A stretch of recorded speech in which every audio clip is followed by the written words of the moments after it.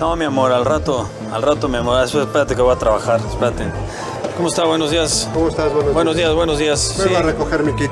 ¿Se recoger su kit? Sí, ¿su nombre cuál es? Miguel Ángel Vargas Villanueva, historia del 6292. Se ve un momento, por favor. 6.900. Ah, aquí está usted.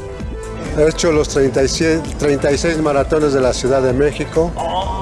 Desde 1982 que empezó la primera edición hasta el año pasado fue el 36.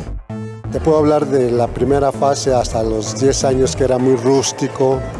Salíamos en el Monumento de la Revolución y llegábamos al Zócalo, o salíamos a veces de la Ciudad Deportiva y regresábamos al Zócalo. No había la logística que hay hoy.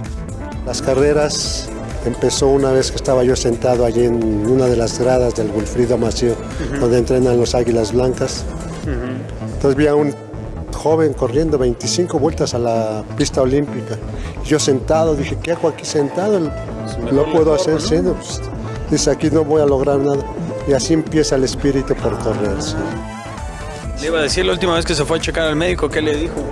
Todo completo, hasta Perfecto. ahorita nada, ¿no? Entonces, eso Hay que correr, hay que correr. es el resultado, ¿no? De años corriendo, años con disciplina, constancia, retos. Llueve, corres cuando hay lluvia, con el sol. Te curtes a tu cuerpo, ¿sí?